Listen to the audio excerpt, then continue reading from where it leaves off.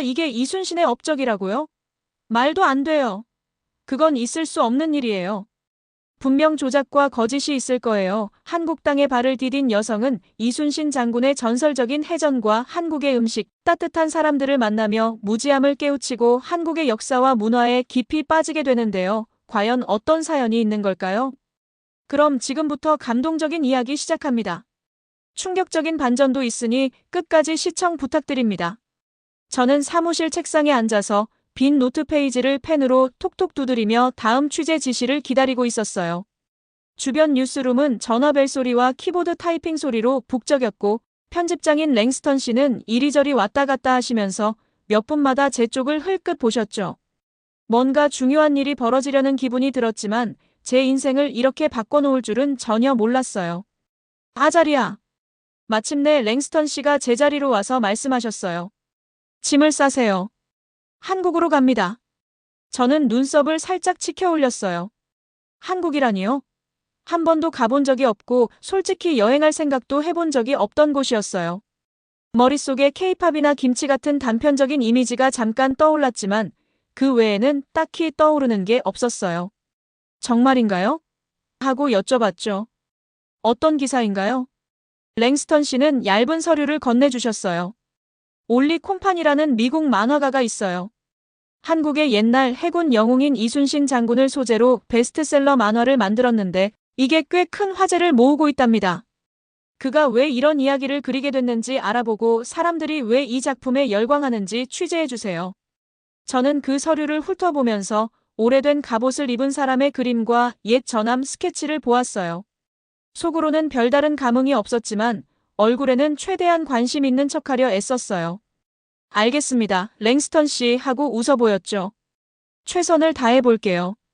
하지만 속마음은 달랐어요. 한국의 옛날 장군 이야기가 얼마나 대단하겠어요? 보통이라면 대통령 선거나 국제정상회의 같은 굵직한 취재를 기대했거든요. 그럼에도 랭스턴 씨 목소리에 묘한 긴장감이 서려 있어서 이건 단순한 기사거리가 아닐지도 모른다는 생각이 살짝 들었어요. 그날 오후, 저는 좁은 비행기 좌석에 앉아 출발을 기다렸어요. 다른 나라로 출장을 갈 때면 언제나 약간의 설렘이 있지만 이번에는 한국이라는 곳에 대해 아는 게 거의 없어서 마음이 조금 불편했어요. 그래도 비행기가 활주로를 달릴 때 저도 모르게 가슴이 두근거렸죠. 휴대전화로 한국 관련 기사를 찾아 읽었지만 K-팝이나 한국 BBQ, 발전된 경제 정도의 얘기밖에 없었어요. 큰 관심을 가져본 적이 없으니 어쩌면 당연했어요. 비행기가 이륙할 때 창밖을 보면서 친구들이 가끔 저에게 하던 말이 떠올랐어요. 아자리야, 넌 늘 헤드라인만 보고 깊게 파고들지 않는 것 같아. 그 말이 사실일 수도 있겠다는 생각이 들었어요. 저도 늘 다음 빅뉴스만 쫓았지 그 너머에 있는 소중한 이야기들은 놓치고 있었는지도 모르죠.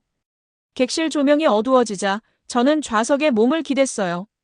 펜과 노트는 테이블 위에 그대로 뒀고 이제 시작이구나 하는 생각에 긴 숨을 내쉬었어요. 이번 출장이 제 시야를 완전히 바꿔놓을 거라는 건 상상도 못했지만요. 다음 날 아침 인천공항에 도착했을 때 저는 몹시 피곤했어요. 터미널 안은 환한 조명 아래서 한국어와 영어로 된 안내방송이 번갈아 울렸어요. 주변을 둘러보며 어디로 가야 할지 고민하는데 제 이름 HARIASTONEBRIDG라고 적힌 팻말을 들고 있는 한 남성이 눈에 들어왔어요. 깔끔한 정장을 입고 있었고 저를 보자마자 반갑게 웃으셨어요. 안녕하세요, 스톤브리지님. 그분은 가볍게 목례를 하며 말씀하셨어요. 박진우라고 합니다. 서울에 계시는 동안 운전과 안내를 맡았어요. 저는 피곤한 몸을 이끌고 간신히 미소 지었어요. 안녕하세요, 진우 씨. 잘 부탁드려요. 진우 씨는 저를 공항 밖으로 안내해 주셨어요. 밖은 늦은 시간이었는데도 꽤 따뜻했고 택시와 버스, 그리고 개인 차량들이 질서정연하게 줄 서 있었어요. 멀리서 보이는 서울의 불빛들이 반짝였고 그 풍경은 낯설면서도 조금 설레게 했어요. 차에 타자마자 창밖 풍경이 눈에 들어왔어요. 높은 빌딩들, 네온사인, 바쁜 인파. 모든 게 현대적이고 분주해 보였어요. 그런데 저는 여전히 약간의 거리감이 느껴졌어요. 언어도 잘 모르고 한국 문화나 역사에 대해서도 아는 게 거의 없었으니까요. 머릿속에는 왜 이순신 장군 이야기로 취재를 해야 하지? 라는 생각이 떠나질 않았어요. 이순신 장군이란 분에 대해 뭘 좀 알고 계세요? 제가 진우 씨에게 물었어요. 저는 사실 거의 모르거든요. 그러자 진우 씨가 룸미러로 저를 보며 웃으셨어요. 이순신 장군은 한국에서 아주 중요한 인물이세요. 오래전에 외세 침략을 막아내신 해군 영웅이시죠. 적은 수의 함대로도 여러 차례 승리를 거두셨고 그 덕분에 지금까지도 존경받고 계세요. 저는 고개를 끄덕였지만 속으로는 정말 그렇게 대단한가? 라는 의문이 들었어요. 미국에서는 거의 들어본 적도 없는 이름이니까요. 그래도 기사 작성을 위해서라도 알아봐야 했죠. 호텔에 도착하자 깔끔하고 현대적인 로비가 저를 맞아줬어요. 영어를 꽤 잘하는 직원 덕분에 수월하게 체크인을 마쳤고 엘리베이터를 타고 방에 들어서자마자 침대에 몸을 던졌어요. 기내에서 거의 못 잤거든요. 방 천장을 멍하니 보면서 생각했어요. 올리 콤판이란 만화가는 왜 이순신을 소재로 삼았을까? 그게 그렇게나 흥미로운 이야기인가? 내일이면 스튜디오에 가서 직접 물어볼 수 있겠죠. 아직은 큰 기대가 없었지만 뭔가 막연히 궁금해지는 기분이 들었어요. 휴대전화 알람을 맞춰두고 침대에 누워 눈을 감았어요. 첫날 밤이라 긴장도 됐지만 피곤함이 더 커서 곧 잠에 들었어요. 그렇게 한국에서의 첫날이 끝났어요. 그러나 이게 단순한 출장 이상의 여정이 될 줄은 저도 몰랐어요. 다음 날 아침 휴대전화 알람 소리에 잠에서 깼어요.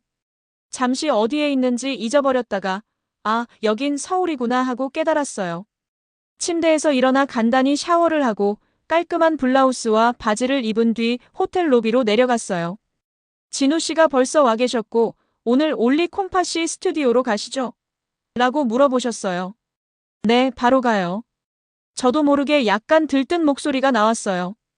한국에서 첫 취재 인터뷰라 긴장도 되면서 조금 기대도 됐어요. 차를 타고 가는 길에 창밖으로 보이는 서울 풍경은 여전히 활기차 보였어요. 출근 시간이라 그런지 거리엔 사람들이 가득했어요. 높은 빌딩과 화려한 간판, 그리고 서두르는 직장인들이 눈에 들어왔죠. 드디어 올리 콤판의 스튜디오가 있는 건물에 도착했어요. 내부는 밝고 현대적이었고 로비 벽에는 만화 표지나 일러스트가 액자에 걸려 있었어요. 안내 직원이 우리를 안내해준 곳은 큰 작업실이었고 각종 스케치와 만화 원고들이 곳곳에 널려 있었어요. 그리고 그 뒤편에 잉크 묻은 손가락으로 작업 중이던 올리 콤판 씨가 서 있었어요. 아자리아 스톤브리지 님이시죠? 그가 제게 다가와 악수를 청했어요. 와주셔서 반가워요. 저도 반가워요. 라고 대답하면서 처음부터 어색하진 않아 다행이라는 생각이 들었어요. 이순신 장군에 대한 만화가 그렇게 인기라던데 정말 대단하네요. 올리 콤파는 환하게 웃으면서 자리에 앉으라고 권했어요. 진우 씨는 통역을 해줄 수도 있었지만 에버렛이 영어를 잘해서 굳이 필요하지 않았어요. 제가 노트북을 켜며 물었어요. 왜 하필 이순신 장군 이야기를 선택하셨나요? 처음엔 우연이었어요. 에버렛은 펜을 내려놓고 말했어요. 새로운 영웅 이야기를 찾고 있었는데 가상의 히어로가 아니라 실제로 존재했던 분을 그리고 싶었거든요. 그러다가 이순신이라는 한국 장군에 대해 알게 됐는데 전투 기록이 정말 놀라웠어요. 적은 함대로 엄청난 적을 막아냈다는 게 믿기지 않았어요. 저는 노트에 빠르게 메모를 하면서도 의아했어요. 그렇게 대단한가요? 미국 사람들은 거의 모르는 이름인데요. 주위 벽에 걸린 그림들을 가리켰어요. 저도 처음엔 의심했죠. 그런데 기록을 보니 사실이더군요. 게다가 단순히 전투를 잘한 게 아니라 나라를 지키려는 마음이 정말 깊었어요. 그런 인간적인 영웅담이야말로 사람들에게 감동을 준다고 생각했어요. 제 시선은 벽에 걸린 거대한 포스터로 옮겨갔어요. 폭풍우 치는 바다 위에 갑옷을 입은 이순신 장군이 서 있었어요. 얼굴엔 결연함이 묻어났고 주위의 함선들은 위풍당당하게 파도를 뚫고 있었죠.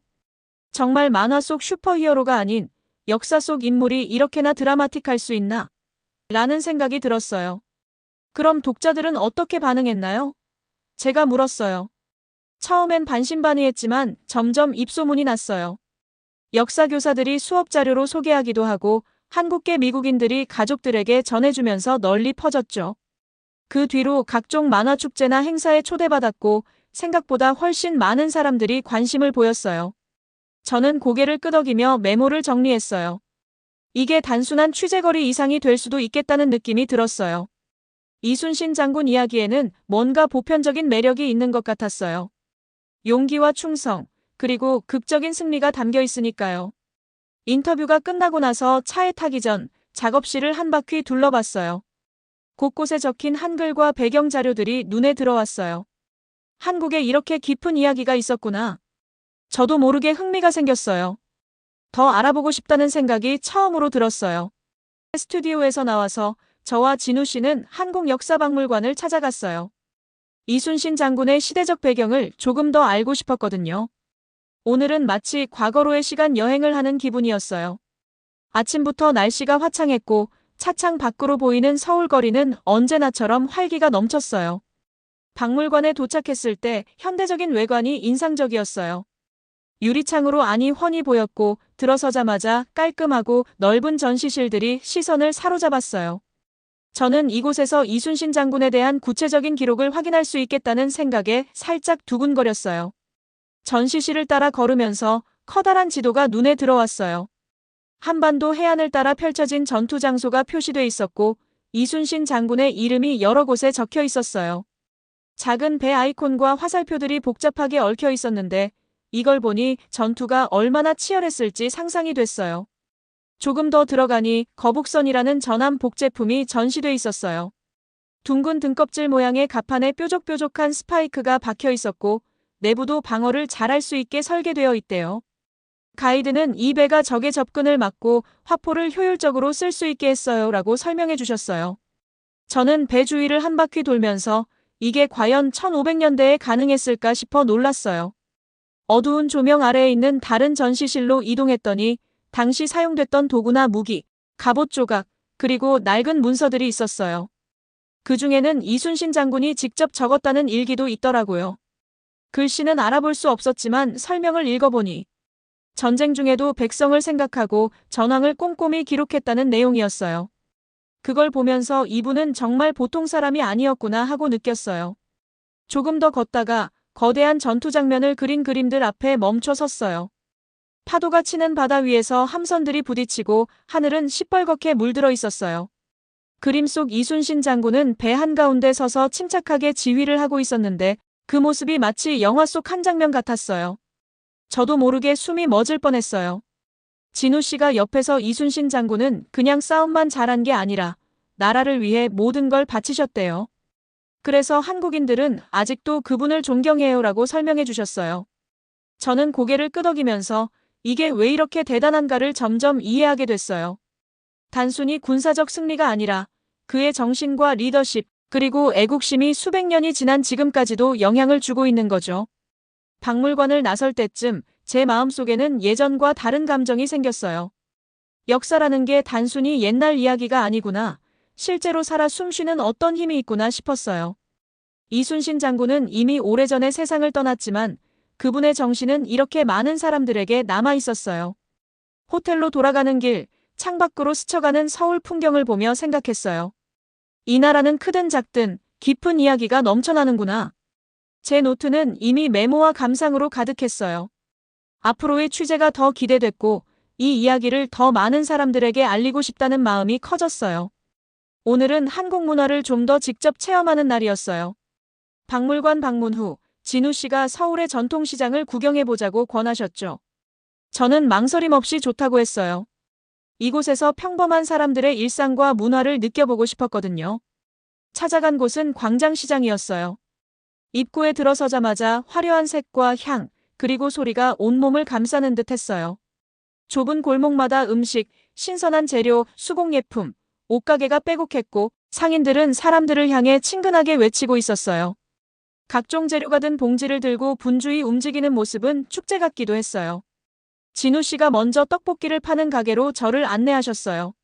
매콤한 양념에 쫄깃한 떡이 들어간 음식이었는데 조금 맵지 않을까 걱정이 됐어요. 가게 주인 아주머니가 한 입 맛보라고 권하셔서 살짝 먹어봤는데 생각보다 달콤하면서도 매콤한 맛이 어우러져 입안이 즐거웠어요. 이거 엄청 맛있네요. 하고 저도 모르게 말이 튀어나왔어요. 아주머니는 환하게 웃으셨고 저도 덩달아 기분이 좋아졌어요. 이어서 비빔밥을 파는 곳에 가서 한 그릇 시켰어요. 밥 위에 야채, 고기, 그리고 빨간 고추장을 넣어 비벼 먹는데 색감이 정말 예쁘더라고요. 한 입 먹어보니 각 재료가 조화를 이뤄서 독특한 맛이 났어요. 저는 이건 또 다른 맛이네요. 정말 신기해요. 라고 했어요. 이런 순간들이 한국 문화를 직접 체험한다는 느낌을 주었고 제 시야가 조금 더 넓어지는 기분이 들었어요. 점심을 마치고 나서는 근처 공원으로 갔어요. 가족끼리 도시락을 먹는 사람들, 친구끼리 모여서 게임을 하는 학생들, 산책하는 어르신들까지 다양했어요. 저는 벤치에 앉아서 이 모습을 구경했는데 왠지 모르게 마음이 편안해졌어요. 진우 씨는 한국 사람들은 이렇게 함께 시간을 보내는 걸 소중히 여겨요. 서울처럼 바쁜 도시에서도 이런 휴식 공간이 많아요라고 말씀해 주셨어요. 저녁엔 근처에 사는 어느 가족이 저를 초대해 주셨어요. 처음 보는 저를 반갑게 맞아주시고 방에 들어서자마자 편하게 계세요라고 하셨죠. 상에 김치, 불고기, 뜨끈한 국이 차려져 있었고 바닥에 앉아 함께 식사를 했어요. 왁자지껄한 대화 속에서 저는 제 기자 생활 이야기와 한국에 대한 첫인상을 솔직하게 털어놓았어요. 그분들은 이순신 장군을 비롯한 자국의 역사에 대해 자부심을 갖고 있었고 저에게 그 이유를 차근차근 설명해 주셨어요. 집으로 돌아오는 길, 저는 어둠이 내려앉은 서울 거리를 걸었어요. 화려한 네온사인과 사람들의 웃음소리가 어우러진 밤거리였죠. 하루 종일 한국 문화를 직접 느껴보니 예전과 달리 이곳이 훨씬 친근하게 느껴졌어요. 단순히 취재하러 온 곳이 아니라 하나의 커다란 이야기 속으로 들어온 것 같았어요. 그날 저는 한국이란 나라가 생각보다 훨씬 다채롭고 사람들도 따뜻하다는 걸 알게 됐어요.